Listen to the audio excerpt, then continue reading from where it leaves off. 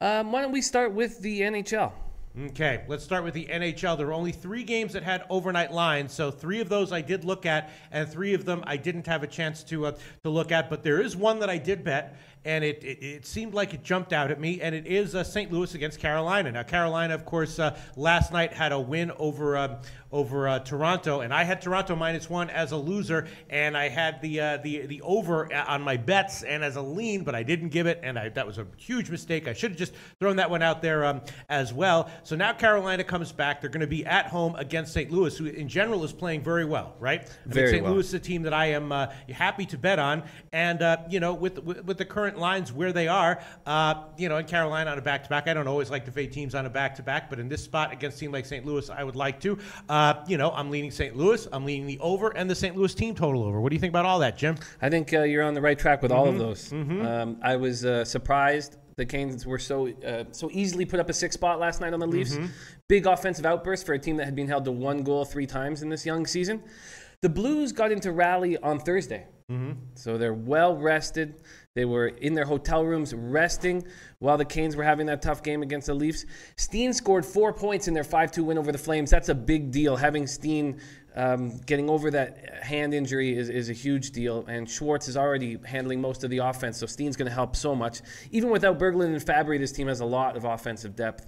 I tend to agree with you on the Blues side of things. And what happened last night? There was a Darling started, Cam Ward started, and then Darling took over. And now who's supposed to be starting? I'm seeing Darling playing again tonight for Columbus. I would expect Cam Ward does not look good, right? And I would be surprised if he's going to be able to even get 30 games this year. All right. Well, I will start with taking both St. Louis and the St. Louis team total over. And the best line for St. Louis on the money line right now would be -101. So I will take that one. And I will also take the team total over, which right now at Pinnacle is 2.5. -124 seems like a decent shot there. You think St. Louis has enough life to them offensively that they can be relied on to put up 3 in a game like this? I do. I think they can. I'm only going to take the Blues on the money line. Okay. That will be my only action here on this game. But I do think they have enough offense. All right, so you're adding that to your official pick as well. Yeah. All right, so Jim and I both on St. Louis -101, and I'm on the team total over 2.5 -124. And I was thinking about the over in this game as well, just 5.5 -103. Give me your general thoughts on that one, Jim. Which game? St. Louis and Carolina. Oh, sorry, I thought we moved on. I think it's a good spot now. The Canes put up 6 goals against the Leafs team that plays very different than this Blues team, and their defense, the Blues defense is strong.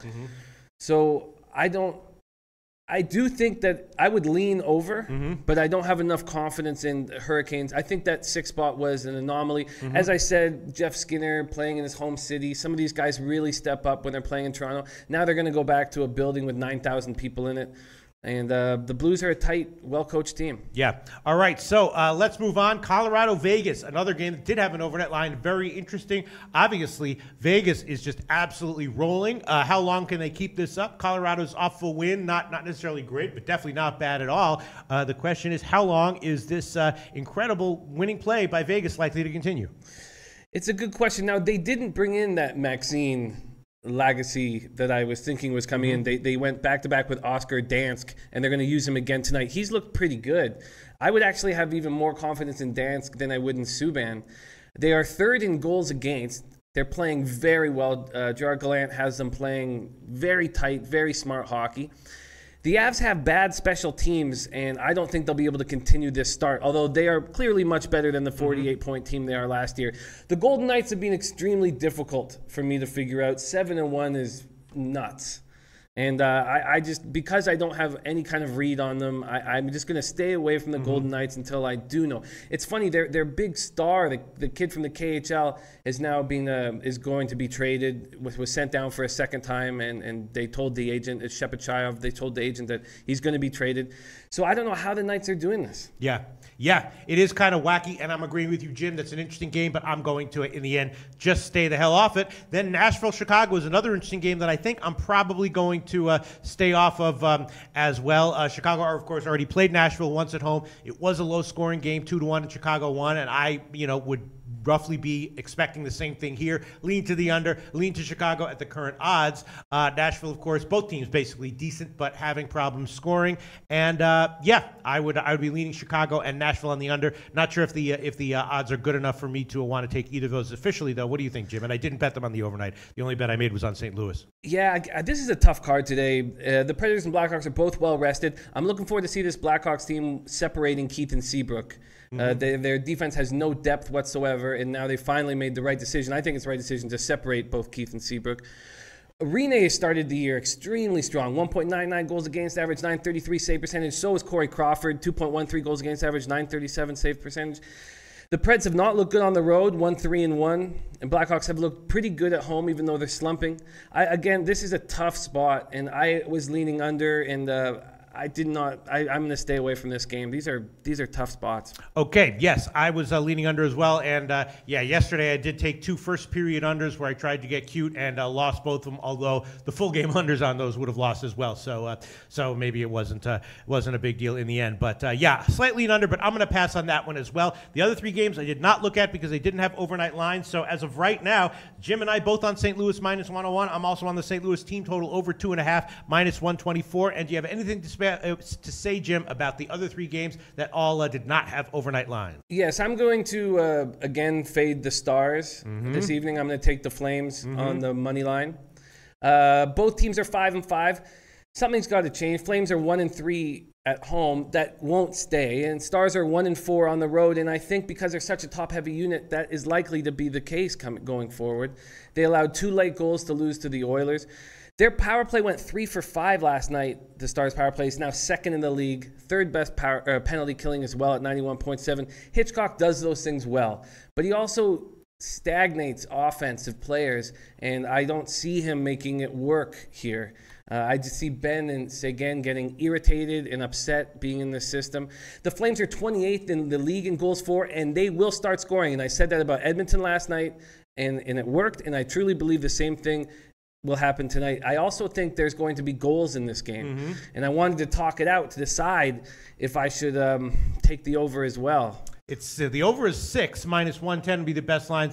But Calgary's going on your official record at minus 135.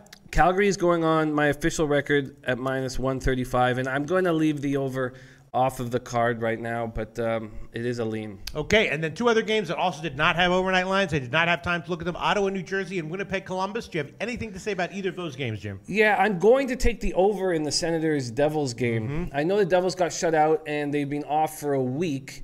I've found when teams are off for those extended days that they play sloppy. The Sens are handling their injury problems so well. They scored 11 goals in their last 2 games. Now they lose Chris Weidman as well. I think with all these injuries, there's going to be more offense, not less. Devils have injuries of their own. One of the reasons why I like the over here is that Kincaid will be playing again. Schneider's out of the lineup. Schneider's actually been practicing and says he's good to go. They're going to give him another game off. And so it's Condon against Kincaid, and I think that's a good matchup for goals. Devils won 5-4 in their only meeting this year. Now, last year, the Senators won all 3 games versus Devils, and the Devils only scored 2 goals in those 3 games, but we know that was a very different Devils team. So I'm quite confident in the over here. I like the spot. Okay, over 5.5, minus 119 is the current line.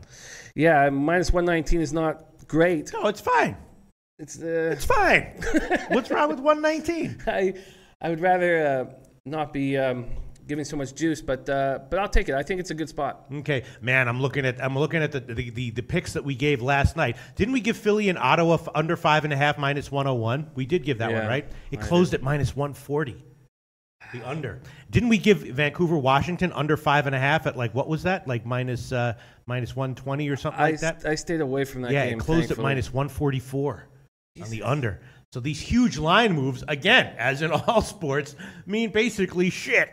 Basically jack squat, because we beat some huge line moves last night and didn't matter at all. Okay, so let's see. Let me see. What else do we have here? We got some interesting things on the chat. Okay, I don't have comments here, but because I don't have the iPad that I was supposed to have. But what do we have here, Jim? Well, Nate Dogg, my man, always gives really great stats, and so New Jersey's 4-3 against the spread and straight up, and 4 out of the 7 games have gone under.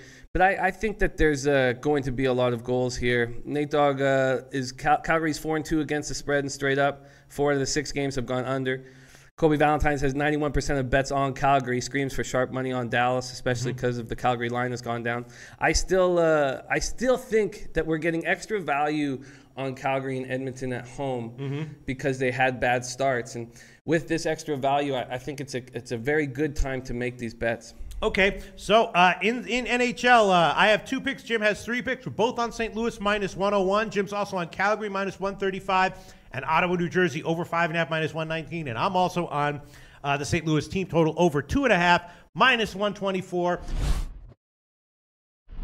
Hey guys, thanks for tuning in to our channel. Now, we've put a lot of work into producing all these free videos, so please help us out and keep all our content free for you forever by simply liking, sharing, commenting, and subscribing. Now, not to mention, a visit to our industry-leading website will warm the hearts of all our SBR employees, especially myself. Now, the links are over there to the left, so do check those out. Thanks for watching.